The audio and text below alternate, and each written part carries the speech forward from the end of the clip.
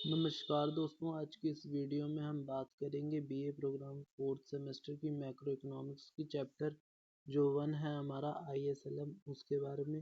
तो आज की इस वीडियो में हम डेरिवेशन ऑफ IS और उसमें शिफ्ट कैसे होता है और उसके जो स्लोप है उसको कौन से फैक्टर्स हैं जो अफेक्ट करते हैं उसके बारे में हम जानेंगे। तो सबसे पहले हम IS के बारे में जान लेते हैं कि IS होता क्या है। तो ये इन्वेस्टमेंट और सेविंग के बीच का रिलेशन होता है, जिसमें ये जो हमारी इंटरेस्ट रेट और जो हमारी इनकम होती है या जीडीपी जिसे हम कहते हैं, उसके जो बीच में कॉम्बिनेशंस होते हैं उसके संयोगों को मतलब ये दर्शाता है कि किस लेवल पे जब इंटरेस्ट रेट हमारा बढ़ जाएगा तो उस समय IS कर्व कैसे शिफ्ट होगा और इत्यादि बातें इसमें शामिल होती हैं।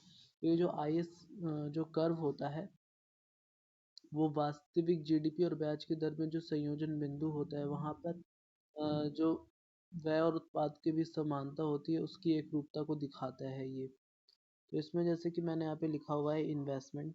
तो इन्वेस्टमेंट यहाँ पे तीन अर्थों में तीन टाइप के इन्वेस्टमेंट के बारे में यहाँ पे बात करते हैं हम। इसमें बैंक डिपॉजिट्स नहीं आते हैं और ना ही शेयर्स आते हैं। इसमें सिर्फ प्राइवेट इन्वेस्टमेंट आती है। गवर्नमेंट जो इन्वेस्टमेंट करती है, जैसे गवर्नमेंट भी बिजनेस इत्यादि में करती हैं रेजिडेंशियल, लेकिन वो एक तरीके से वेलफेयर्स के लिए करते तो उसको हम ज़्यादा नहीं गिनेंगे उसमें।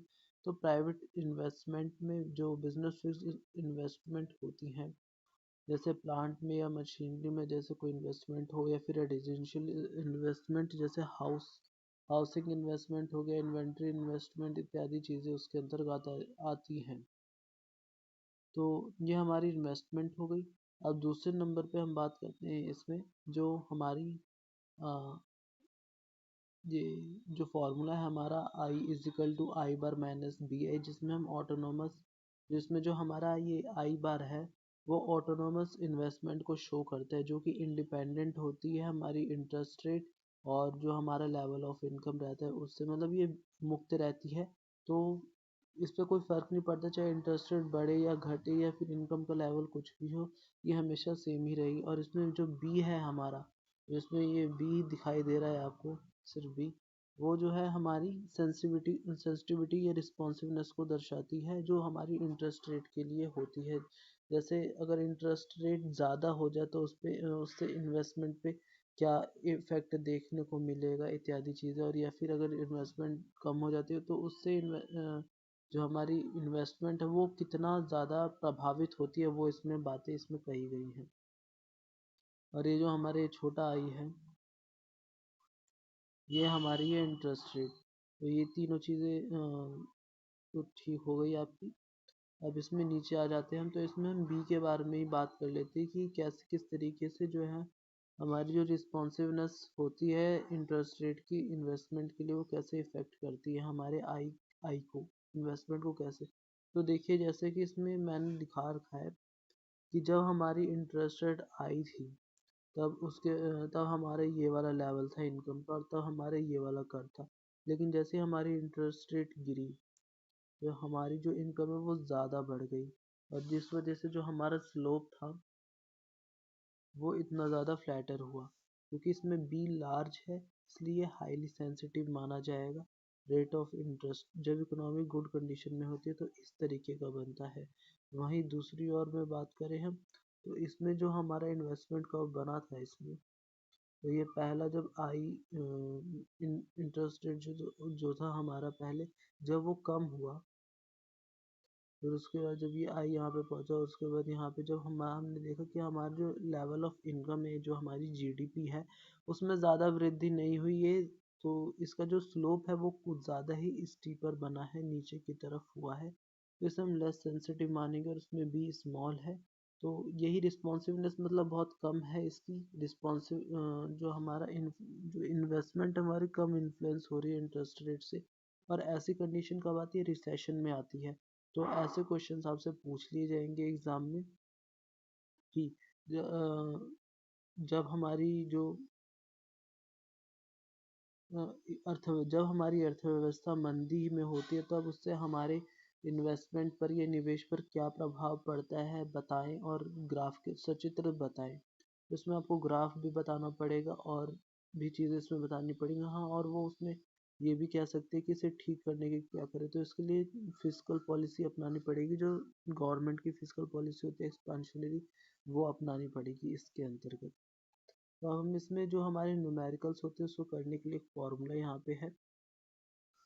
तो जैसे ये फार्मूला लिखा है, पहले आप इसे आराम से नोट कर लेंगे अपनी कॉपी में, क्योंकि यही फार्मूला जो है आगे काम देने वाला है। तो और ये हिंदी मीडियम के स्टूडेंट्स के लिए बहुत ज़्यादा इम्पोर्टेंट हो जाती है, क्योंकि हिंदी मीडियम्स के लिए बुक मिलती नहीं है जल्दी कहीं पर।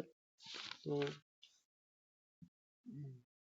इसमें जैसे AD का जो हमारा फार्मूला होता है, जो हम करते हैं अभी तक, CI प्लस, एक सेकेंड, जो हमारे फार्मूला होता है CI plus G plus NX, तो हमने इसी को यहाँ पे ओपन करके लग दिया, जिसमें हमारा जो C है वो यहाँ पे ऑटोनोमस कंजप्शन वगैरह, और फिर उसके बाद जो y minus T Y plus T R जो हमारी होती है इसमें टाइमिंग वगैरह और इनकम, लेवल ऑफ इनकम वगैरह, तो वो है यहाँ पे।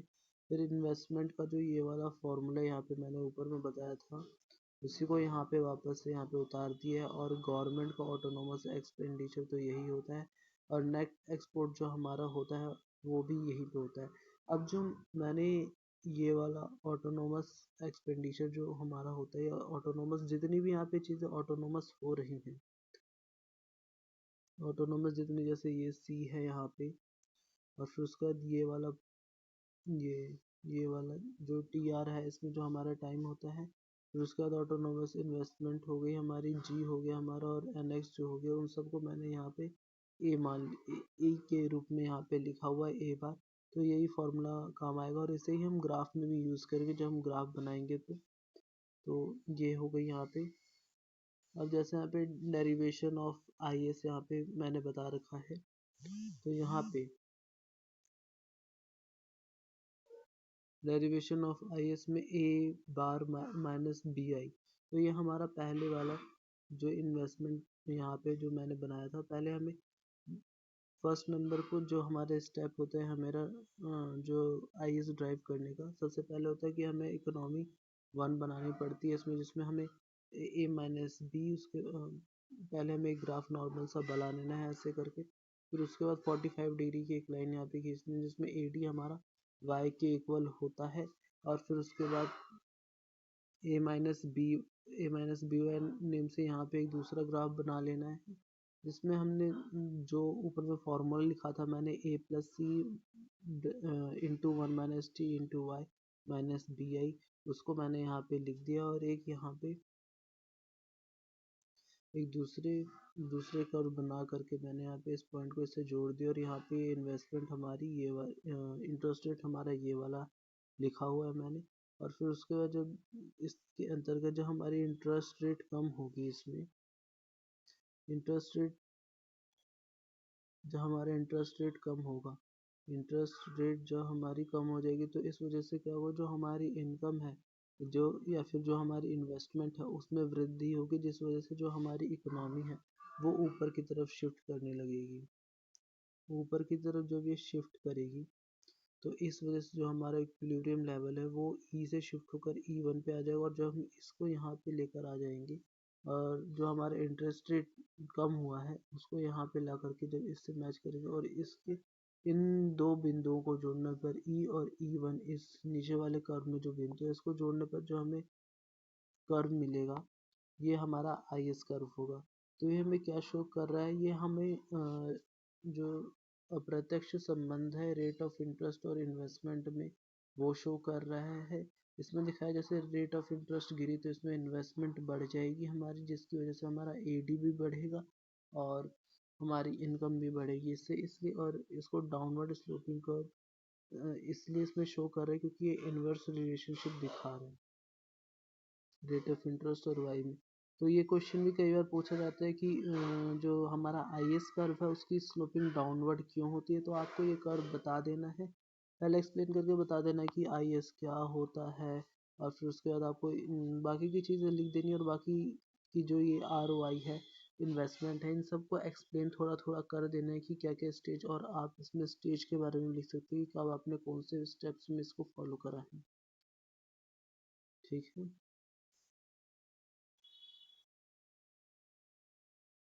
अब हम शिफ्ट देखते हैं। तो शिफ्ट होने के इसमें जो हमारी ऑटोनोमस स्पेंडिंग है उसकी वजह से इसमें शिफ्ट आता है। अब ऑटोनोमस स्पेंडिंग में क्या, जो भी गवर्नमेंट स्पेंडिंग करती है उसके अंतर्गत, जैसे उसने अगर गवर्नमेंट की स्पेंडिंग जो, अगर गवर्नमेंट अपना एक्सपेंडिचर बढ़ा दिया, फिर टैक्सेस जो होते हैं उसके फिजिकल पॉलिसी के अंतर्गत वो अगर कम कर दी, कब करती है गवर्नमेंट, जब वो एक्सपांशनरी फिजिकल पॉलिसी अपना रही होती है, या फिर आप कह सकते हैं कि जब वो रिसेशन में से बाहर अगर निकालना चाहती है इकोनॉमी को, तो गवर्नमेंट ऐसी पॉलिसी अपनाती है। तो ये भी क्वेश्चन पूछ रखा है पेपर में, जो मैंने पहले वीडियो डाल रखी है उसके अंतर्गत ऐसे क्वेश्चन आ रखे, तो आप उन्हें एक बार चेक कर लीजिएगा। तो इसमें जैसे पहले मैंने एक कर्व बनाया था,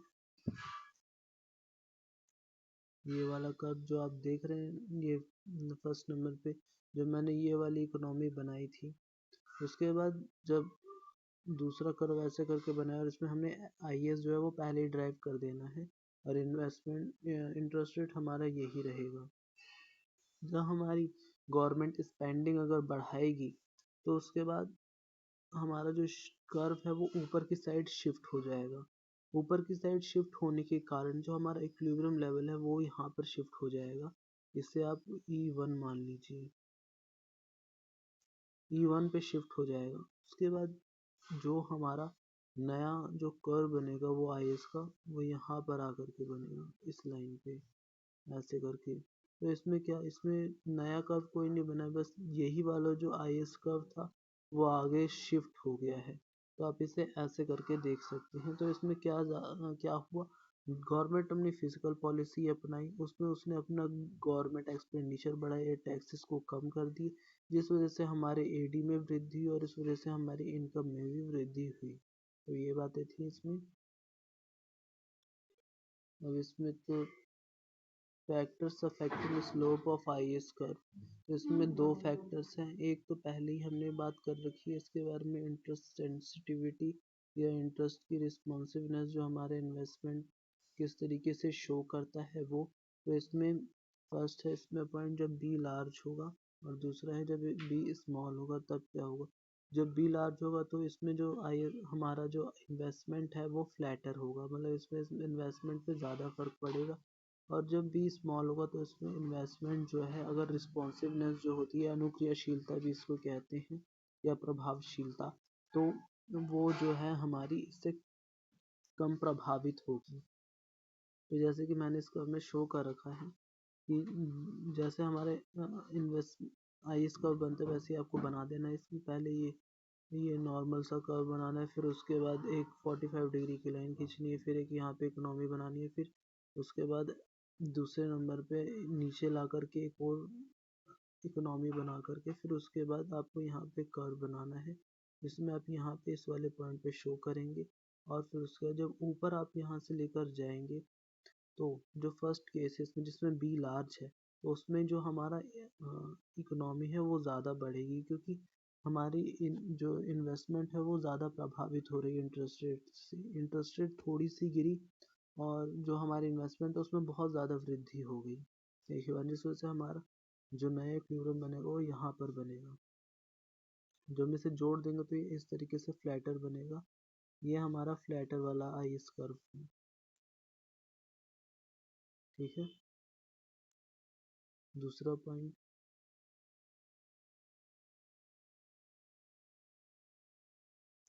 जब जिसमें हमारा B स्मॉल है, जो हमारी अनुक्रियाशीलता है वो कम है हमारी इंटरेस्ट रेट के लिए इन्वेस्टमेंट की, तो इसमें जो हम नॉर्मल जो कर्व बनाएंगे वही बना देना है वापस से। और फिर उसके बाद एक 45 डिग्री की line AD equal to AY, और एक A plus C 1 minus TY minus BI name से कर्व, और फिर उसके बाद उसे नीचे ड्राइव करना है। और वैसे ही करके नॉर्मल चीज़ें करनी है आपको, ये 4-5 बार करेंगे तो आपको आ जाएगा। और फिर उसके बाद आप जो हमारी यहाँ पे एक पॉइंट बनेगा, जब हमारा इंटरेस्ट रेट नॉर्मल है उस हिसाब से। अब इंटरेस्ट रेट हमारा कम हुआ, लेकिन इससे हमारी जो इकोनॉमी थी उसमें ज़्यादा प्रभाव नहीं पड़ा, हमारा जो इन्वेस्टमेंट था उसमें ज़्यादा प्रभाव नहीं पड़ा, जिस वजह से हमारी जो इकोनॉमी वो बस थोड़ी सी ही ऊपर की तरफ शिफ्ट हुई, जिस वजह से हमारा नया इक्विलिब्रियम यहाँ पे बना। ये वाला इक्विलिब्रियम जो है ना वो। उसके बाद ये नीचे आया, और जब हमने इसको कनेक्ट करा यहाँ पे इसको जोड़ करके, तो इसके अंतर्गत जो हमारा इन्वेस्टमेंट है वो ज़्यादा स्टीपर बना, उतना फ्लैटर नहीं बना इसके मुकाबले में। आप देख लेंगे, बनाएंगे तो इसमें आपको पता चल जाएगा कि कौन है। तो इसमें फर्स्ट स्टेप्स, आप बस स्टेप्स आपको पता होने चाहिए, वो कैसा भी क्वेश्चंस दे देंगे तो वो आप कर लेंगे आराम से। बस आपको प्रभाव पता होना चाहिए और स्टेप्स पता होने चाहिए। और जब आप इसकी 2-3 बार अलग अलग क्वेश्चन इसके देखेंगे और जब उसको सॉल्व कर लेंगे तो ये आपके लिए बहुत ईजी हो जाएगा। हिंदी वालों को ज़्यादा प्रॉब्लम आती है, इंग्लिश वालों के लिए तो काफ़ी आसानी होती है क्योंकि इंग्लिश में वीडियोस अवेलेबल हो जाती हैं। और दूसरा इसमें है गवर्नमेंट मल्टीप्लायर या अल्फ़ा जी जिसे हम कहते हैं। तो इसका फॉर्मूला है 1 माइनस सी इंटू 1 प्लस टी। तो ये मैं आपको करा दूंगा बाद में ये फार्मूला भी ज़्यादा मुश्किल नहीं है, बस हमें इस स्लोप के मायने में देखना है कि जब गवर्नमेंट अपना एक्सपेंडिचर बढ़ा देती है उसके बाद जो हमारी आईएस की जो स्लोप होती है उस पर क्या प्रभाव पड़ता है। तो इसमें हम दो इकोनॉमी को साथ साथ में लेंगे। तो इसमें जैसा कि मैंने यहाँ पे लिख रखा है, बस जो हमारा जो नॉर्मल कर्व बनता है वो हम बनाएंगे, 45 डिग्री की लाइन बनाएंगे और फिर उसके बाद एक कर्व ऐसे करके लेकर जाएंगे यहाँ पे। तो यहाँ पे जो पहला हमारा जो फॉर्मूला था जो हम लिखते थे A bar plus C 1 minus T into Y minus B Y. तो इसमें जो मैंने सी था उसकी जगह आज अभी 0.5 ली क्योंकि ये हमारा एमपीसी है। जब एमपीसी में हमारे इंक्रीज होगा तो इससे हमारी इनकम का लेवल भी बढ़ेगा। तो यहाँ पे इसी को आपको लेना है। तो जब आपकी एमपीसी में वृद्धि हुई, क्वेश्चन ऐसे भी दे सकते कि एमपीसी में वृद्धि होने से आई स्लोप कैसे शिफ्ट होगा, तो ये बातें भी आपको ध्यान में रखनी होंगी। और फिर उसके बाद इस तरीके से दूसरी जो इकोनॉमी है वो बना देनी है। आप पहले पॉइंट यहाँ पे बना देने के बाद आपको एक नीचे कर्व ले जाना है और एक इस तरीके से, क्योंकि आपका यहाँ पे आपके यहाँ पर है तो आपको यहाँ पे ले जा करके इसको ड्रॉप कर देना है इस बिंदु पे। और फिर उसके बाद एक जो आइस का वो ऐसे करके लेकर जाना है। पहले जब आप जैसे जैसे स्टेप्स फॉलो करते जाएंगे आपके लिए इजी हो जाएगा। और फिर उसके बाद दूसरी आपने बना दी ये इकोनॉमी। दूसरी इकोनॉमी में जो हमारा एमपीसी वो 0.6 है, इसमें बढ़ा हुआ। तो फिर उसके बाद एक इक्विलिब्रियम हमारा यहाँ पे बनेगा। दो इक्विलिब्रियम हो गए, एक इक्विलिब्रियम ये हो गया, एक इक्विलिब्रियम ये हो गया। तो इसके लिए हमने ये वाला अपनाया और इसके लिए हमने ये वाला अपनाया, ये वाला कर्व। अब जो हमारी एमपीसी में जो हमारा इंटरेस्ट रेट गिरा, जैसे कि यहाँ पे मैंने इंटरेस्ट रेट को शो करा हुआ है कि इंटरेस्ट रेट ही ज़्यादातर महीनों में गिरता है। आपको इंटरेस्ट रेट से भी बता सकते हैं इसमें गवर्नमेंट मल्टीप्लायर में। तो इंटरेस्ट रेट जब हमारा गिरा तो हमारी जो इकोनॉमी है वो ऊपर की तरफ शिफ्ट हुई। तो ये हमारा जो नया कर्व बना, एक सेकंड में इसे दूसरे रंग से कलर कर देता हूँ।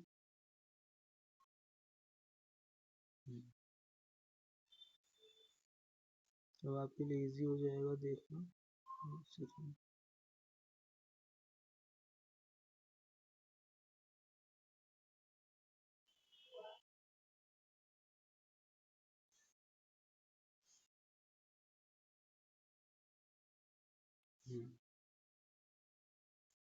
ठीक है, तो आप आराम से देख पाएंगे कि कौन सी इकोनॉमी के लिए कौन से वाला पॉइंट लिया था मैंने। अब जब इसमें दूसरी इकोनॉमी में इंटरेस्ट रेट की वजह से जब इसमें ऊपर की तरफ ये शिफ्ट हुई तो इस वजह से जो हमारा नया पॉइंट बना E2 यहाँ पे वो नीचे की तरफ हम ले जाएंगे इसको, यहाँ से कनेक्ट करके इसको जो हम जोड़ेंगे तो ये कर्व हमारा ऐसे करके बनेगा। ठीक है, तो आपको इन दोनों पॉइंट्स को जोड़ने के बाद ही ये कर्व बनाना है। तो पहले आप आराम से इसको इत्मीनान से इस वीडियो को देखिएगा और फिर उसके बाद इनको सॉल्व कीजिएगा 2-3 बार। बस आपको एक कर्व बनाना है, आपको समझ में आ जाएगी क्या चीज़ें हो रही है। बस इसमें भी वही चीज़ें जो ऊपर में हो रही थी, इसमें भी जो इंटरेस्ट रेट के गिरने से हमारी जो इन्वेस्टमेंट है उसी में चेंज हो रहा है, इस वजह से गवर्नमेंट मल्टीप्लायर में चेंज हो रहा है। और फिर उसके बाद हमारी ये दूसरी इकोनॉमी है, इसमें भी शिफ्ट हुआ और इसका जो पॉइंट था वो नया यहाँ पे बना और ये फिर हम इसको नीचे लेकर गए और फिर हमने इसको जब इसके पॉइंट्स को जोड़ा तो हमारा ये कर्व बना। अब देखिए दोनों कैसे सिमिलर एकदम से लग रहे हैं। तो यही था हमारा आज की वीडियो में कि हमने आज 3 चीज़ें सीख ली हैं कि IS कर्व को ड्राइव कैसे करते हैं, उसमें उसका जो स्लोप है उसको इफ़ेक्ट करने वाले कारण कौन कौन से हैं और फिर उसके बाद इसमें शिफ्ट किन कारणों से होता है वो बातें होगी। अगली वीडियो में हम LM कर्व के बारे में जानेंगे और तीसरी वीडियो में हम जानेंगे IS और LM के जो न्यूमेरिकल्स होते हैं उसको कैसे सॉल्व करना है। तो आप अगर न्यूमेरिकल सॉल्व करना चाहेंगे तो उसके लिए आपको IS और LM दोनों आना चाहिए। ठीक है, धन्यवाद। अगर आपको ये वीडियो पसंद आई तो इसको शेयर करें या फिर नहीं भी शेयर करें कोई बात नहीं। अगर आप लाइक करें और अगर आपको इसमें कोई दिक्कत है, कुछ समझ नहीं है तो कृपया कर वीडियो कमेंट में लिखिए। धन्यवाद।